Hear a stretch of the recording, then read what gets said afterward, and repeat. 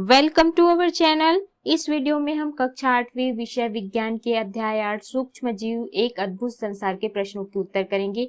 इस वीडियो को सुनने मात्र से ही आपको सारे प्रश्नों के उत्तर याद हो जाएंगे।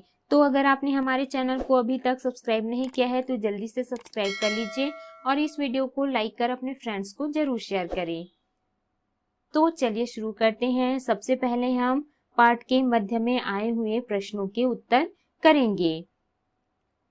इसमें इनके उत्तर दीजिएगा। सबसे पहला प्रश्न है, यदि पानी की टंकी 1 महीने से साफ नहीं हुई हो तो बताइए टंकी के पानी में कौन कौन से सूक्ष्म जीव हो सकते हैं।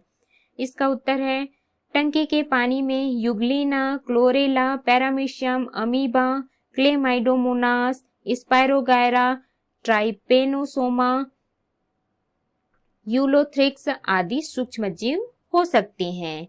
प्रश्न दूसरा है, अमीबा, पैरामीशियम हमें नग्न आंखों से दिखाई क्यों नहीं देते। इसका उत्तर है, कुछ सूक्ष्म जीव इतने छोटे होते हैं कि साधारण आंखों से हमें दिखाई नहीं देते हैं। उन्हें सूक्ष्मदर्शी के द्वारा ही देखा जा सकता है, इसलिए सूक्ष्म जीव हमें दिखाई नहीं देते हैं। प्रश्न तीसरा है, वर्षा के मौसम में चमड़े के बने जूतों पर फफूंद क्यों लगती है। इसका उत्तर है, कवक, फफूंद परजीवी या मृतोपजीवी हैं। यह मुख्यतः सड़े गले पदार्थों एवं गीली जगहों पर अपना निवास बनाते हैं अर्थात पाए जाते हैं। क्योंकि वर्षा के मौसम में चमड़े में नमी आ जाती है जिसमें फफूंद अपना निवास स्थान बना लेते हैं। अगला है प्रश्न चौथा, धनिया, जीरा, दालों इत्यादि को लंबे समय तक खराब होने से बचाने के लिए सुखाना क्यों जरूरी है। इसका उत्तर है, कुछ कवक हानिकारक भी होते हैं जो नम मौसम में धनिया, जीरा व दालों को सड़ा गला देते हैं, अतः खराब होने से बचाने के लिए सुखाना जरूरी है। प्रश्न पांचवा है, सामान्यतः शैवाल परजीवी नहीं होते, कारण स्पष्ट करें। इसका उत्तर है, शैवाल प्रायः हरे, लाल या भूरे होते हैं। इनका विशेष रंग एक विशेष वर्णक के कारण होता है। हरे शैवाल में पाए जाने वाले वर्णक भोजन बनाने में सहायता प्रदान करते हैं। इससे स्पष्ट होता है कि शैवाल परजीवी नहीं होते। अगला इनके उत्तर दीजिएगा। पहला प्रश्न है, शाकाहारी पशु आसानी से घास पचा लेते हैं जबकि मनुष्य नहीं, क्यों? कारण लिखिए। इसका उत्तर है, शाकाहारी पशुओं के आहार नली में जीवाणु रहते हैं जो सेलुलोज को पचाने में सहायता करते हैं, इसलिए शाकाहारी पशु आसानी से घास पचा लेते हैं जबकि मनुष्य नहीं। अगला है प्रश्न दूसरा, फ्रिज में फल, दूध, सब्जियां, अंडे, मांस इत्यादि काफी समय तक खराब क्यों नहीं होते। इसका उत्तर है, फ्रिज में फल, दूध, सब्जियां, अंडे, मांस इत्यादि काफी समय तक खराब इसलिए नहीं होते क्योंकि ठंडे में जीवाणुओं की वृद्धि धीमी हो जाती है जिससे उन पर प्रभाव कम पड़ता है। अगला है प्रश्न तीसरा, यदि कच्चे दूध में थोड़ा दही मिलाया जाए तो क्या दही बनेगा। इसका उत्तर है, यदि कच्चे दूध में थोड़ा दही मिलाया जाए तो वह पूर्णतः दही नहीं बन पाएगा क्योंकि कच्चे दूध में सूक्ष्म जीव उपस्थित होते हैं। अगला है प्रश्न चौथा, हम दूध का उपयोग करने से पहले उसे क्यों उबालते हैं। इसका उत्तर है, दूध में सूक्ष्म जीव उपस्थित रहते हैं इसलिए इसका उपयोग करने से पहले उसे उबालते हैं ताकि सूक्ष्म जीव नष्ट हो जाए। अगला है प्रश्न पांचवा, मलेरिया किस सूक्ष्म जीव के कारण फैलता है उसके बारे में लिखें।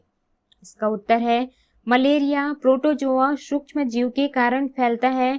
मलेरिया रोग मादा एनाफिलीज मच्छर के काटने से होता है। यह मच्छर मलेरिया के रोगाणु प्लाज्मोडियम नामक प्रोटोजोआ के वाहक होते हैं। अगला है प्रश्न छठवां, फलीदार पौधे मिट्टी को उपजाऊ कैसे बनाते हैं। इसका उत्तर है, फलीदार पौधों पौधे की जड़ों में दिखाई देने वाली गांठों में राइजोबियम नामक जीवाणु रहता है। यह एक सहजीवी जीवाणु है। यह जीवाणु वायुमंडल की स्वतंत्र नाइट्रोजन को नाइट्रोजन के यौगिकों में बदल देता है, जिससे भूमि उपजाऊ हो जाती है। अगला है इनके उत्तर दीजिए का पहला प्रश्न। आपके साथी को सर्दी जुकाम है, साथ साथ रहने के कारण आपको भी सर्दी जुकाम हो गया, क्यों? कारण लिखिए। इसका उत्तर है सर्दी जुकाम से पीड़ित व्यक्ति के साथ साथ रहने के कारण हमें भी सर्दी जुकाम हो जाता है, क्योंकि सर्दी जुकाम के विषाणु पीड़ित व्यक्ति से किसी न किसी माध्यम से हमारे शरीर में प्रवेश कर जाएंगे। अगला है प्रश्न दूसरा। आपको सर्दी जुकाम हो गया है, साथ साथ रहने के बाद आपके कुछ साथियों को सर्दी जुकाम होता है और कुछ को नहीं, ऐसा क्यों? इसका उत्तर है प्रत्येक व्यक्ति के शरीर में रोग प्रतिरोधक क्षमता पाई जाती है, जो कि भिन्न भिन्न व्यक्ति में भिन्न भिन्न होती है, अर्थात किसी व्यक्ति में कम तथा किसी व्यक्ति में अधिक होती है। इसलिए साथ साथ रहने वाले कुछ साथी को सर्दी जुकाम तथा कुछ साथी को नहीं होता है। अगला है प्रश्न तीसरा। एक ऐसे रोग का नाम बताइए जिसका इलाज नहीं है, किंतु इससे बचाव के उपाय हो सकते हैं। इसका उत्तर है मनुष्यों में एड्स भयानक और जानलेवा होता है, जिसका इलाज नहीं है, किंतु इससे बचाव के उपाय हैं। प्रश्न चौथा है विषाणु अन्य जीवों की तुलना में विचित्र जीव क्यों कहलाते हैं? इसका उत्तर है विषाणु अति सूक्ष्म जीव है। यह अन्य सूक्ष्म जीवों की तुलना में इतने छोटे होते हैं कि इन्हें केवल इलेक्ट्रॉन सूक्ष्मदर्शी की सहायता से ही देखा जा सकता है, इसलिए यह अन्य जीवों की तुलना में विचित्र जीव कहलाते हैं। अगला है अभ्यास के प्रश्न। प्रश्न पहला है सही विकल्प चुनकर लिखिए। जो वस्तुएं हमें दिखाई नहीं देती वे आकार में होती हैं, तो इन चार ऑप्शंस में से सही है 1000 माइक्रोन से छोटी। दूसरा है जीवाणुओं को अपने द्वारा बनाए सूक्ष्मदर्शी के सहायता से सबसे पहले देखने वाले वैज्ञानिक थे, तो इसका उत्तर है एंटोनी वॉन ल्यूवेनहॉक। अगला है प्रश्न मलेरिया रोग उत्पन्न करने वाला रोगाणु है, तो इसका उत्तर है प्रोटोजोआ। चौथा है चने के पौधों की जड़ों में रहता है, तो इन चार ऑप्शंस में से सही है जीवाणु। पांचवा है कुकुरमुत्ता मशरूम है, तो इसका उत्तर है कवक। छठवां है HIV एड्स का संक्रमण होता है, तो इसका उत्तर है विषाणु द्वारा। अगला है प्रश्न दूसरा। निम्नलिखित प्रश्नों के संक्षिप्त उत्तर दीजिए। पहला, बूट पॉलिश से चमड़े के जूतों की सुरक्षा कैसे होती है? इसका उत्तर है बूट पॉलिश से चमड़े के जूतों की सुरक्षा इसलिए होती है क्योंकि बूट पॉलिश में कवकनाशी रसायन मिला होता है, जो कि कवकों के विस्तार को बहुत कम कर देती है। अगला है प्रश्न दूसरा। कभी कभी दही स्वाद में कड़वा क्यों हो जाता है? इसका उत्तर है कभी कभी दही स्वाद में कड़वा इसलिए हो जाता है क्योंकि इसमें उपस्थित जीवाणुओं में अधिक वृद्धि हो जाती है। अगला है प्रश्न तीसरा। दही जमाने के लिए दूध को हल्का गर्म क्यों करना चाहिए?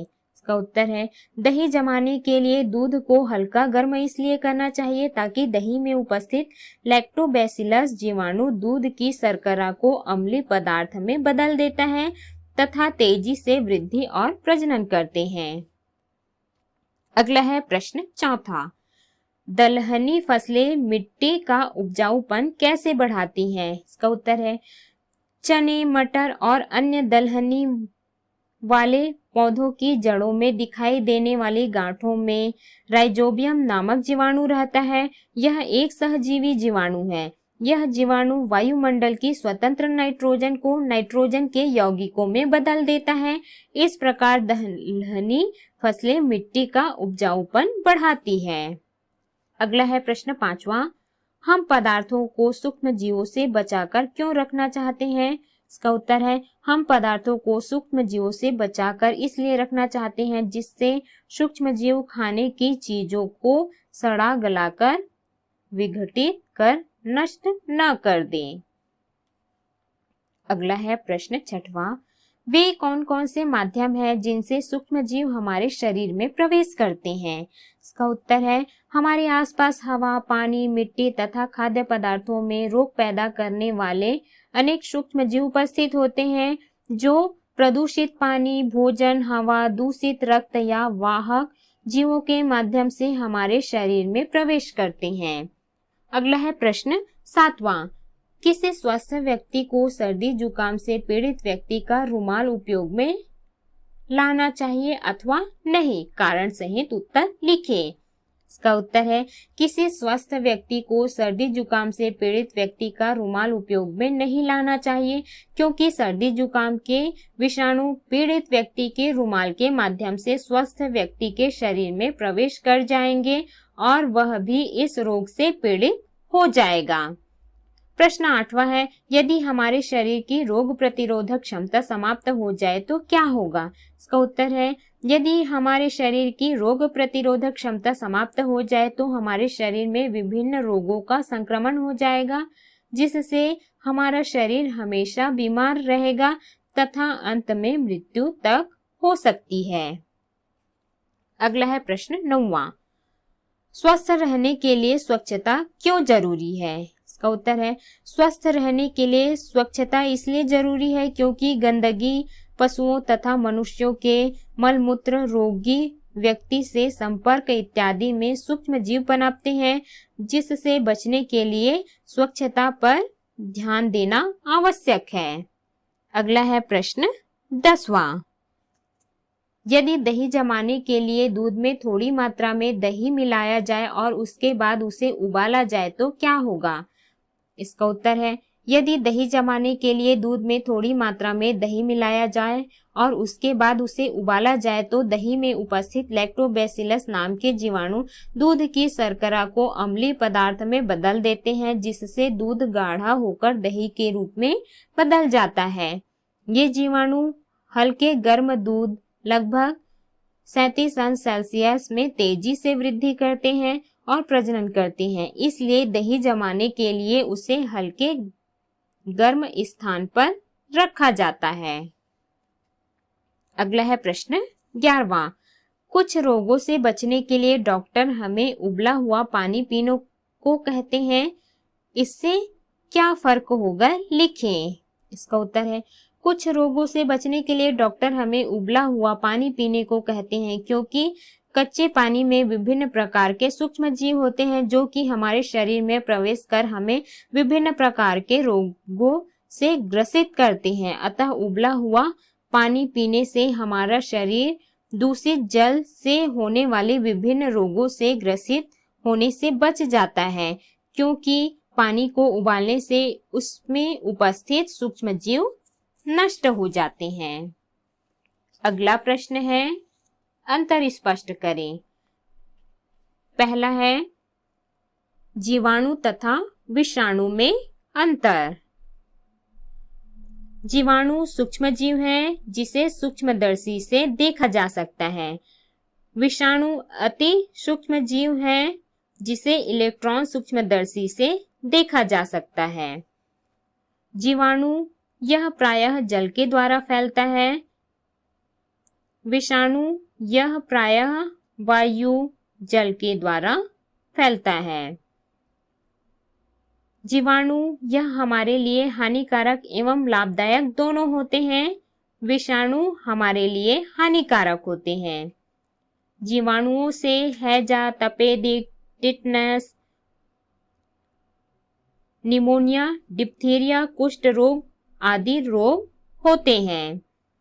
विषाणु से सर्दी, जुकाम, बुखार, फ्लू, नेत्र रोग, आंख आना, रेबीज, पोलियो, खसरा, एड्स आदि रोग होते हैं। अगला है शैवाल और कवक में अंतर। इसका उत्तर है शैवाल। शैवाल में क्लोरोफिल पाई जाती है, कवक में क्लोरोफिल नहीं पाई जाती। शैवाल प्रकाश संश्लेषण की क्रिया से अपना भोजन स्वयं बनाते हैं, कवक अपना भोजन मृत जीवों एवं सड़े गले पदार्थों से प्राप्त करते हैं। अगला है माइक्रो ऑर्गेनिज्म तथा मैक्रो ऑर्गेनिज्म में अंतर। माइक्रो ऑर्गेनिज्म इसे सामान्य आंखों से नहीं देखा जा सकता है, बल्कि सूक्ष्मदर्शी से देखा जा सकता है। उदाहरण है अमीबा, पैरामीशियम आदि। मैक्रो ऑर्गेनिज्म है, इसे सामान्य आंखों से देखा जा सकता है। उदाहरण है पक्षी, मछली, चींटी आदि। तो इस प्रकार से हमने सभी प्रश्नों के उत्तर किए।